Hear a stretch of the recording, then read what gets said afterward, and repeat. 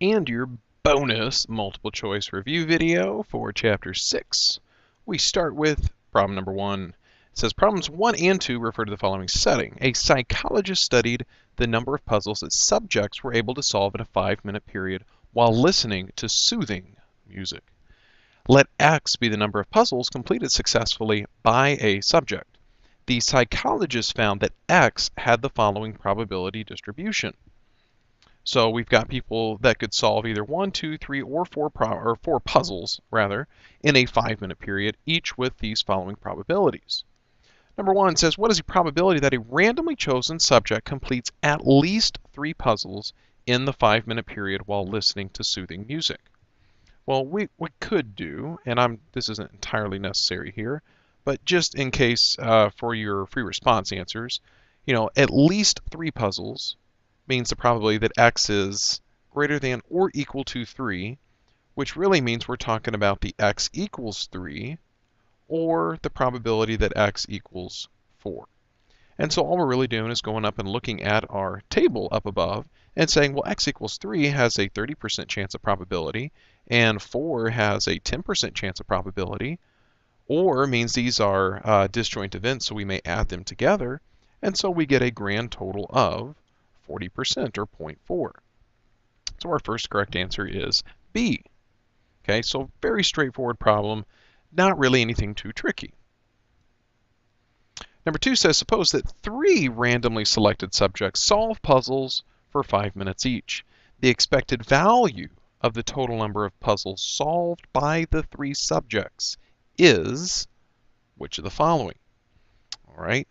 Now, this table refers to really just to one specific person. And now we have 3 people. Okay. So we could talk about the expected number of puzzles solved per person, and then we could take this into effect for this needs to be for 3 people instead. So let's do the mean of just X, of just one person. Well, to find the mean, all we had to do was multiply each value of X by its probability. And so showing our work, we can skip over the 2 and the 3 case and then just jump straight to the maximum case. Okay, so if I were just do some little baby math here real quick, let's see. 1 times 0.2, that's 0.2. 2 times 0.4 is 0.8. 3 times 0.3 is 0.9. 4 times 0.1 is 0.4. So let's see, there's 1 and there's 1.3, so 2.3 would be the expected number of puzzles completed per person. So if we now want to discuss, well, how many puzzles would we expect 3 subjects to complete? Now we have a combined random variable. We want to find out what is mu sub x plus x plus x. And remember, we talked about in class that it does work out to be the same thing as this technically, but x plus x in statistics is not the same as 3x. Even though, yes, both of these get the same answer, it's wrong to think about it this way. So we don't want to think about it as mu sub 3x. We want to think about it more as just leaving it as x plus x, which is just the sum of each individual's mean.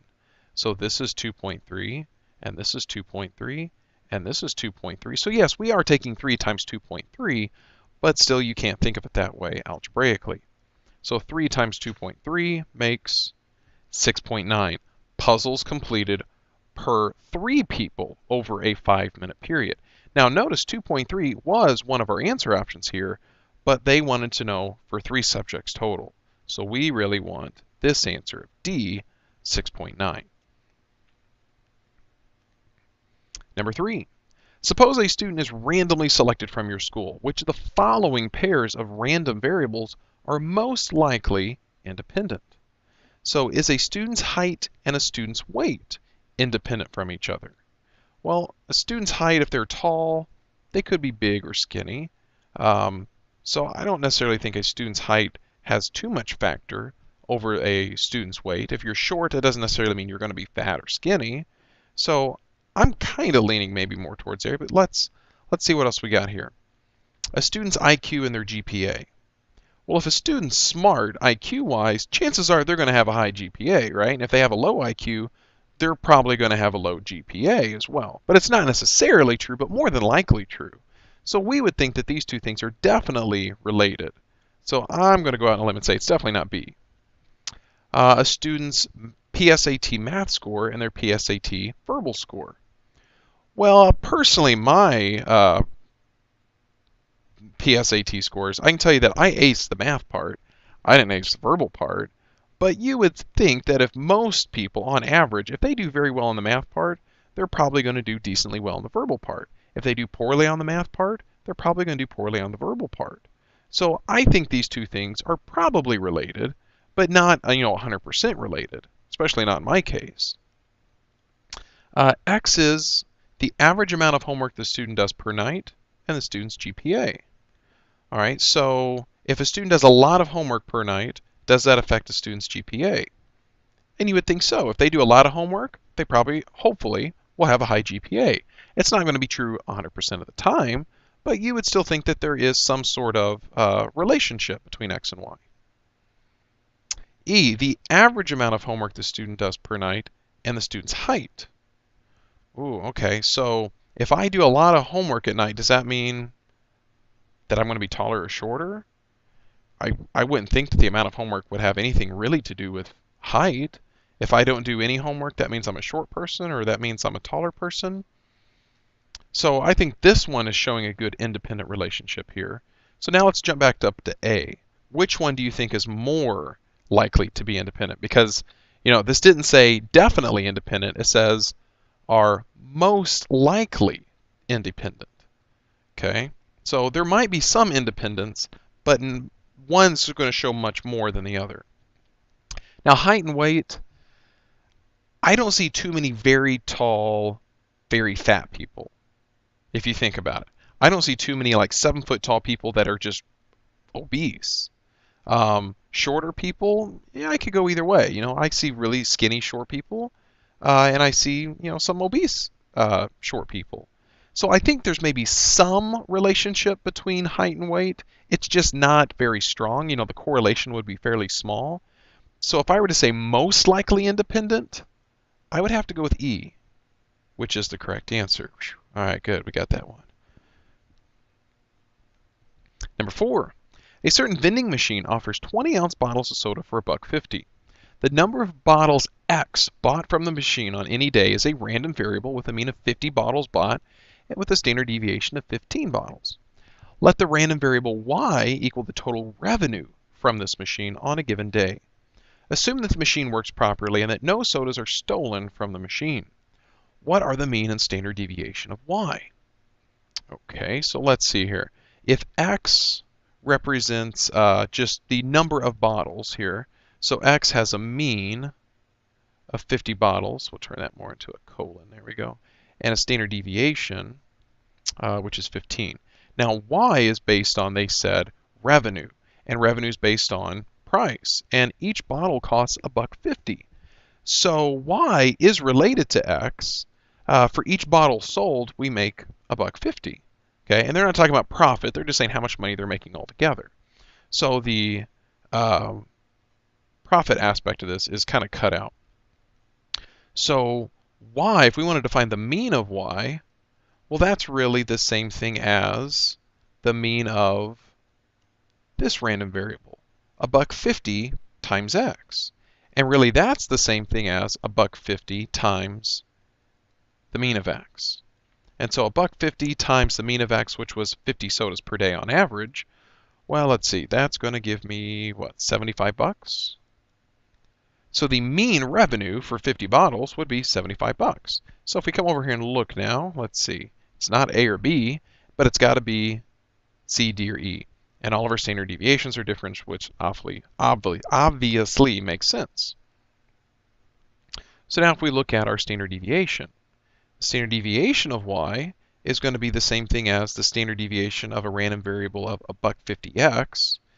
And so multiplying, does that affect standard deviation? It does. So really, we're just having to do this. So $1.50 times our 15 here is going to give me a grand total of, what is that, $22.50? So we're looking at answer choice D. So we're not combining random variables. We were just taking one and transforming it by addition and or subtraction, or not and or subtraction, multiplication rules. 5 and 6 use the same setting here. The weight of tomatoes chosen at random from a bin at the farmer's market is a random variable with mean 10 ounces and standard deviation 1 ounce. Suppose we pick 4 tomatoes at random from the bin and find their total weight t. The random variable t has a mean of. Okay, so t, let's create a random variable here for tomatoes. For 1 tomato, we'll say. What could we use? I can't really use t because that's representing total weight here. So what if we did, how about little t? Okay, little t, we'll say the mean of little t is 10 ounces and standard deviation of little t is 1 ounce. So if we took 4 tomatoes, that's really little t plus little t plus little t plus little t, and they're calling that capital T, the total weight there. Okay? So I'm trying to put these curly Q's on the ends of these T's so you don't confuse them as plus signs. Now again, capital T is not really, I don't want you to think of the same thing as 4 T's. Okay, this doesn't work algebraically again. So if we want to find the mean, we want to find the mean of T, then we can think of it as mu sub little t plus little t plus little t plus little t, which is the same thing as that 4 times. And so the mean was 10 plus 10 plus 10 plus 10, so the mean is 40, which is answer choice D. Problem 6 says, what is the standard deviation? Okay, so we want to find the standard deviation of t, which is sigma sub little t plus little t plus little t plus little t plus little t. There we go, 4 times. And so standard deviations, we can't just add 1 plus 1 plus 1 plus 1 and call it 4 because, hey, look, there's 4, but it's not it. We need to take the square root of the sum of each individual variance.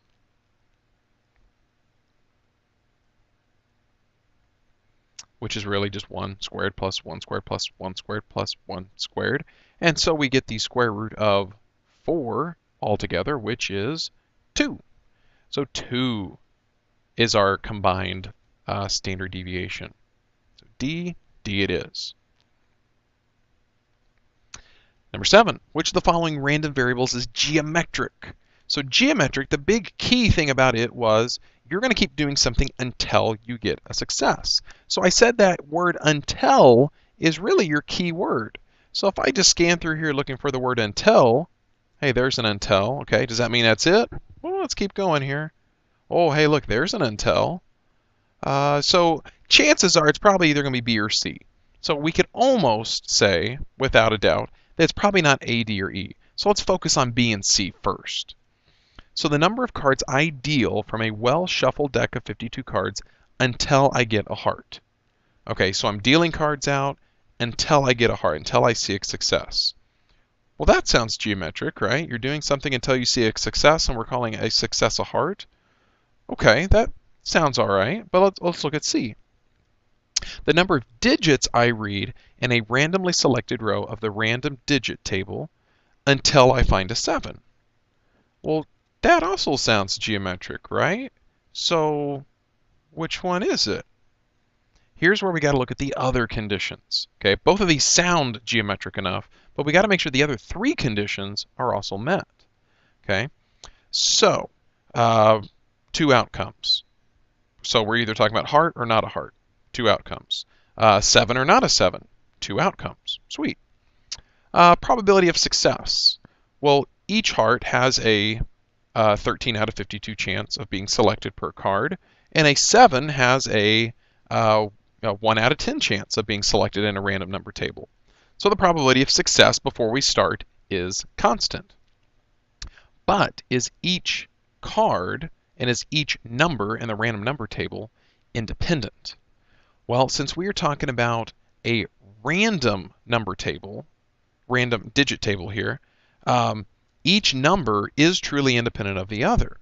But if we talk about the cards, the way they talk about this is, well, it doesn't really work out that way. Because once you flip over the first card to see if it's a heart or not, that now changes the probabilities for the rest of the cards of getting a heart. So the probability of success doesn't start to stay the same.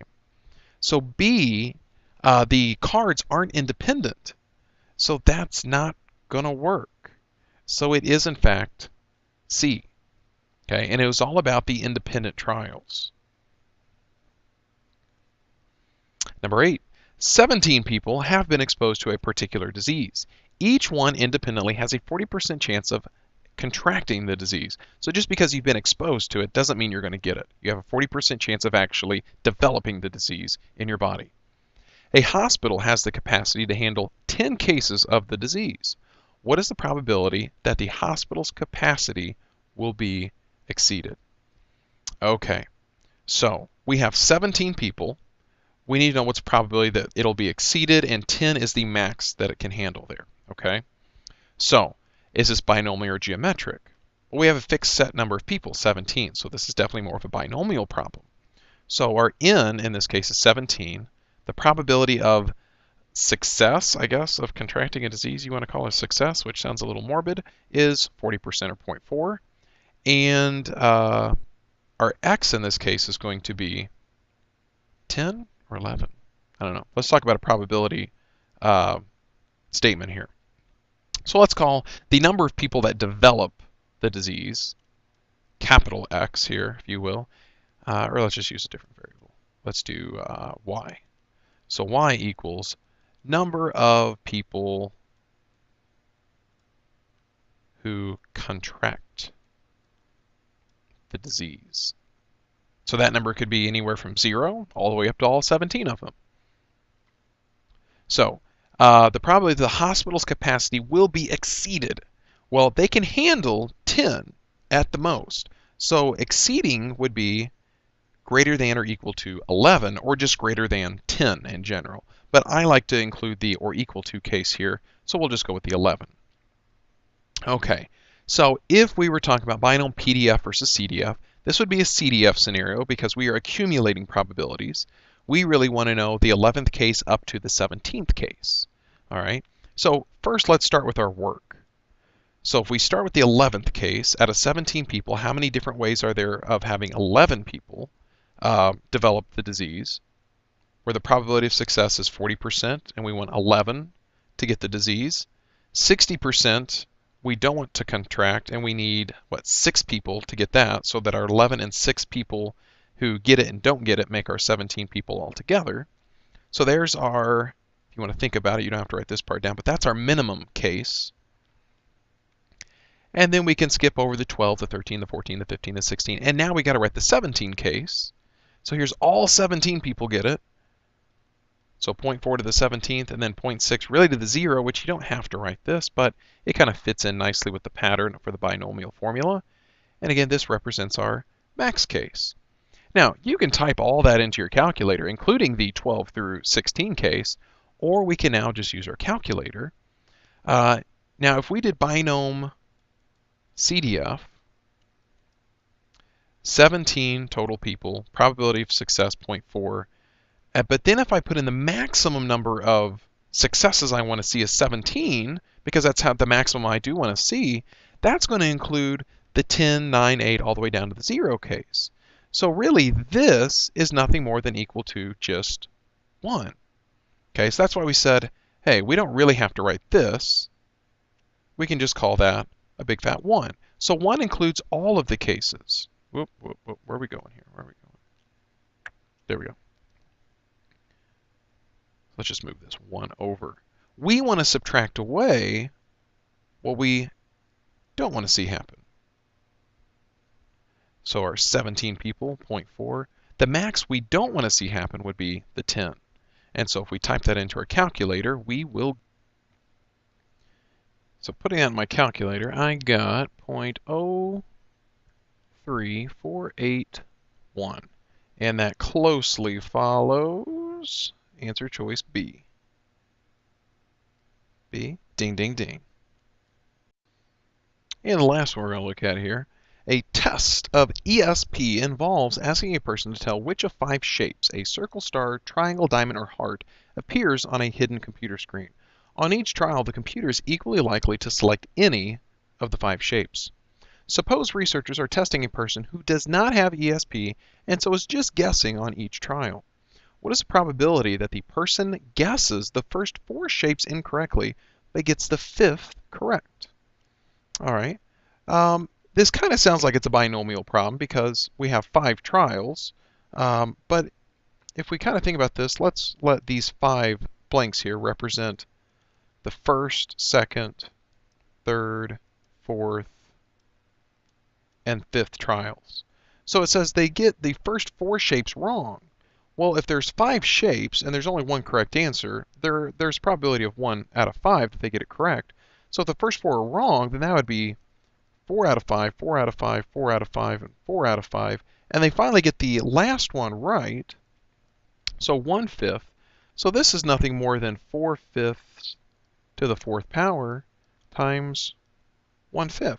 Now, do we have to include the combination part of this? No, because they told us which one we wanted to get correct, the 5th one. If they had just said, what's the probability that they get one of them correct out of the first 5, then we would have to include the combination part, and D would be our answer. But C is our answer instead. And that is all for the multiple choice stuff.